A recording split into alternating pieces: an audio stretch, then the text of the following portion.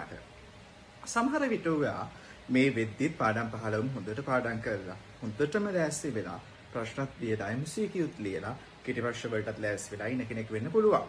නැත්තම් අර අන්තිම මොහොතේ පොඩ්ඩක් ලප්පු වෙලා අන්තිම මොහොතේ කලබල වෙලා වැඩ කරගෙන ගිහිල්ලා දැන් පොඩ්ඩක් පටලවාගෙන ඉන්න කෙනෙක් වෙන්නත් පුළුවන්. නැත්නම් ෂේප් එකේ මුල ඉඳලම ගානට අර මැදමාවතේ ගිය කෙනෙක් වෙන්නත් පුළුවන්. ඔයා මොන මට්ටමේ කෙනෙක් වුණත් ඔයාට වැදගත් වෙන සම්මන්ත්‍රණ මාලාව කියලා තමයි අද අපි අපේ වීඩියෝ එකේදී සාකච්ඡා කරන්නේ.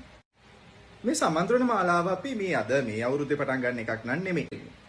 සම්මන්ත්‍රණ මාලාව ගැන කතා කරොත් අපි දෙවන ප්‍රශ්න පත්‍රය සහ පළවෙනි ප්‍රශ්න පත්‍රය ඉලක්ක කරගෙන තමයි මූලිකවම ඔබව මේ සම්මන්ත්‍රණ මාලාවේදී යම් වැඩපිළිවෙලකට යොමු කරන්නේ. විශේෂයෙන්ම දෙවනි ප්‍රශ්න පත්‍රයේ දැන් කෙනෙක් හිතන්න පුළුවන් කොහොමද මේ දවස් 5කින් පොලිටිකල් ගොඩ යන්න කිව්වට පස්සේ පොලිටිකල් සිලබස් එක කවර් කරනවද කියලා. අපෝ නෑ.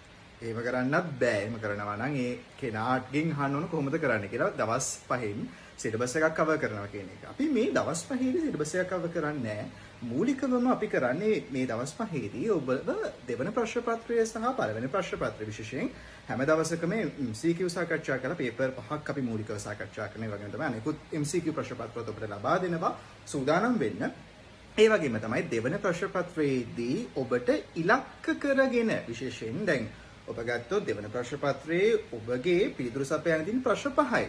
ලකුණු 20 ප්‍රශ්න 5කට තමයි ඔබට පිළිතුරු සපයන්න තියෙන්නේ. ඒතර මේ ප්‍රශ්න 5ට ගැළපෙන විදිහට පාඩම් තෝරගෙන සූදානම් කිරීමක් තමයි අපි මෙන්න මේ සම්මන්ත්‍රණ මාලාවේදී සිද්ධ කරන්නේ. දැන් කොහොමද මේ වැඩේ කරන්නේ කියලා ඔයගොල්ලන්ට ප්‍රශ්නයක් එනවා ඇති.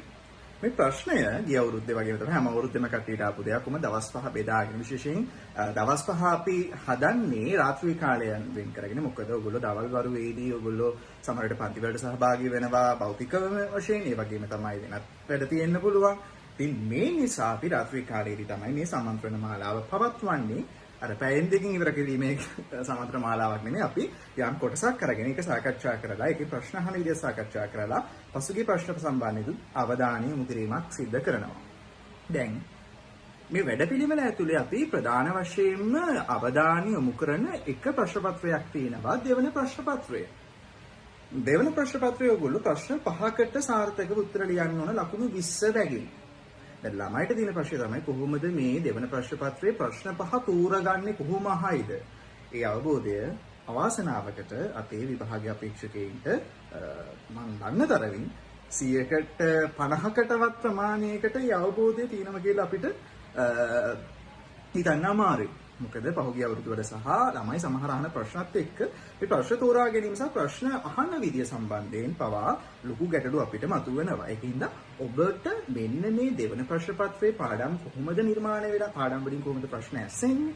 පහුගිය ප්‍රශ්න කොහොමද අහලා තියෙන්නේ? කොහොමද ඔයගොල්ලෝ පිළිතුරු ලියන්න ප්‍රශ්න තෝරගන්නේ? ඒ කියන කාරණාවත් අපි මූලිකවම ඔයගොල්ලන්ට තේරුම් කරලා දෙනවා.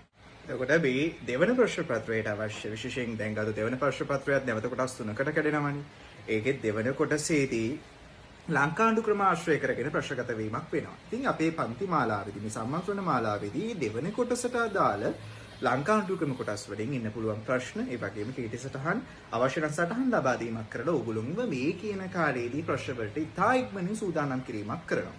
එක දෙයක් ඕගොල්ලන්ට විශ්වාසින් කියනවා මේ සම්මන්ත්‍රණ මාලාවේ වැඩපිළිවෙලත් එක්ක මේ ලබා දෙන වැඩපිළිවෙලත් එක්ක ඔබ නියමාකාරව රැඳී හිටියොත් සහ ඒ වැඩපිළිවෙල අනුගමනය කරොත් ඔබට ඔබ දැන් ඉන්න තත්වය අසමත් මට්ටමේ නම් ඔබට සමත් වෙන්නත් C1ක් B1ක් එකක් කරගන්න B1 එකක් කරගන්න ඒක හොඳ එකක් කරගන්න ඔබට මේ සම්මන්ත්‍රණ මාලාව වැදගත් වෙයි.